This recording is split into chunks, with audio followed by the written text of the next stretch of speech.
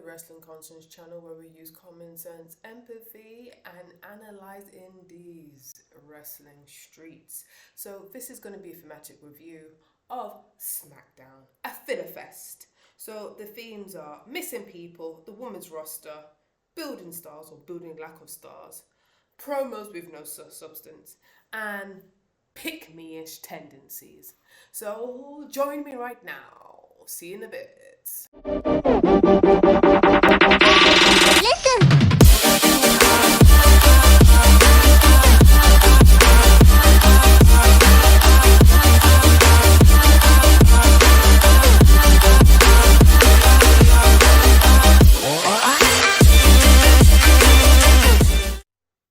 Right, so let's start with this filler fest. If I rate this, listen, I am not one of the wrestling channels just want to be negative, but if the product sucks, the product sucks. The way how last year was with Cody Rhodes and The Rock compared to this bullshit what we're having now, even for the main event, I don't know what's gonna happen. Anyway, this filler fest. So one of the themes is missing people. Where is John Cena? Where is Roman Reigns? Where is Gunther even? Isn't he supposed to be on SmackDown? Isn't he a SmackDown person? You know what I mean? Where are the stars? Where is Randy Orton? Where are the stars? There was even a sign saying, John Cena show up to work. We all know he's filming his movies. Like, WWE is last on his list. It's so funny where John Cena was berating and The Rock, like, you go to Hollywood, you do this, and he's doing the same thing. He's doing the same thing, people. Okay, the next bit of the theme is a woman roster. Now, people can say what they want about Charlotte's flair, her face, her titles, her husbands, but she is a star. She draws. I'm invested in for a long time. I was not invested in women's roster, and now I am. Now, this slides into the themes of pick me. Now, if you don't know what a pick me is, I'll give you a definition because that's how I am, and I like to give evidence. So the term pick me is a slang used to describe a person, typically female, who seeks attention and approval, often from men. A pick-me girl obsessively desires male approval and validation at the expense of other women. Rhea Ripley does this, and also Tiffany Stratton. Now, I've got to tell you, the wrestling fans are mostly males. If you don't know by now, I know I've got a very deep voice. I am a woman. I identify as a woman, as a heterosexual woman. So, you know, a lot of the things which the guys who love Tiffany Stratton and say it's TV time and Rhea Ripley mammy on top, they fantasize and want to have sex with these women, or even Liv Morgan with her revenge tour. I get it. I can't do nothing about that. You know, Tiffany Stratton is another pretty blonde. European beauty standards. It's in their favour to root for Tiffy time. But think about it. Charlotte is the challenger. She came off from an awful injury, all of that type of things. She comes back and she's like, I know she's playing now because you guys made her a heel. She's trying to be babyface or even an in-betweener, but you made her a heel now the other day. Fans. Now she's this heel, and now she's this arrogant heel. She's fine. She leans into it. That's her natural thing. And everyone's saying, pick me, Charlotte. Pick me. How is the champion? No. Let's look at the Tiffany Stratton promo. How is the champion, women's champion, probably the best, saying, Charlotte, I am a fan? That's number one.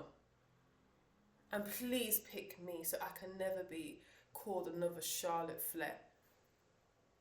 So obviously you haven't proved yourself to be the champion. This is who you chose, fans, because of boobies and blonde hair. This is who you chose to be the champion. People have a go at Nia Jax. I think she carried the back of the women's wrestling. People have a go at Bayley. Alright, Bayley's a bit boring. My girl Naomi needs to change her gimmick. Where the hell, missing people, where is Jay Cargill? That's what I want to know. That's bled into that one. But let me focus on this pick me and women roster. You do all this. On what now? You have Rhea begging, please pick me so I can beat the respect out of you. And then you have Tiffany's trying to say, please pick me, I'm your fan. I want to make a name for myself. Wow. So all of you are trying to get picked for Charlotte. But Charlotte is the contender. It's mind-blowing. That's how bad the women's roster is. And I don't want to be here and be misogynistic. And sometimes when I hear other people say, oh, the women's roster. How is it so stacked? And it only gets interesting when Charlotte comes. You know why? Because they treated her like a star. They built her as a star. You're not building Naomi. It's been there longer. You're not building Naomi like a star. You're not even building Candice Del Rey as a star. You're not. And Candice Del Rey, I don't know, she's like acting like a jobber now, but she's talented and she can really wrestle. This is another thing. We just need her. Keep her purple hair because it makes her distinct. But make her change her clothes. Get her to do decent promos. You know. I think there's potential. And all we have now on the roster, who people probably see as stars, is Bianca Belair, Rhea Ripley, Liv Morgan, and Charlotte Flair. They could have done something with Naomi, but nope. Now, this bleeds into about building stars. So building stars take time and has to be strategized. That's why Charlotte Flair can come back 10 million times and be interested, and she can become champion. Now, building stars, and there's so much stars they can build. They can build Kamala Hayes. Did they build him? No. Making him lose and be a jobber every 2 seconds. Alright, he did win against Tawaza, can't remember his name, from Alpha Babes, Alpha Academy. And that's a shame because that Tawaza guy can actually wrestle. It's just unfortunate with live, people want bigger men. He can wrestle. If he was taller than bigger men, I don't think he would be in that spot. Anyway, Kamala Hayes could do something with him and build him up properly. They could do something with Braun Breaker. People see him as a star, but they're not treating him as a star. And something to do with LA Knight. He's just stuck in this random mid-card purgatory where he should be main eventing. He should be main eventing and being in the main event story. I don't know why there's a disconnect of the universe, of the WWE universe, between Cody and LA Knight. Like, they do not cross paths, which they should. I think LA Knight, Cody Rhodes, AJ Styles are in the same kind of category. And if we have this portal, this portal thing which they do where everyone go back and forth, there's no reason why LA Knight can't go to Raw and have a feud with Gunther. I think it would benefit Gunther. There's no reason that Kamala Hayes should go and do stuff with Braun Breaker. There is a lot there. There's a lot thing to do with this portal, but we're just getting the recycle matches. Now, I do have a video saying how to build a star, and just quickly sum up some things. Your promo, your ring work, and your gimmick. And I'm telling you, a lot of the women's roster, and a lot of the men roster don't even have a proper gimmick, which is important. So that's why we're facing this dilemma in WrestleMania where people are not invested. Whoever wins. Is it Gunther or Jay if they go together? I'm not asked. Who's Cody going to go against? I'm not asked. Where is The Rock? Where is Roman? They're dragging out and the filler fest is continuing. Now, the next theme is promos have no substance. Now, you tell me, be honest, if you look past Tiffany's bosoms and her pretty moon soap, what was her promo about? If you're going to be the champion, you got to have a decent promo. Or just just get a manager. Just get B-Fab or someone be your manager, or Selena Vega be your manager. Do that, because it's just abysmal and atrocious at the moment. Or even get her to team up with Alexa Bliss. You see, notice that no one really cared about Alexa Bliss. It's just a shame, because the roster is talented. I think it's booking. It's a shame. There's a difference of like, you can't get the people over where you have like Natalia, where she's a great wrestler, but she somehow she doesn't connect with the fans.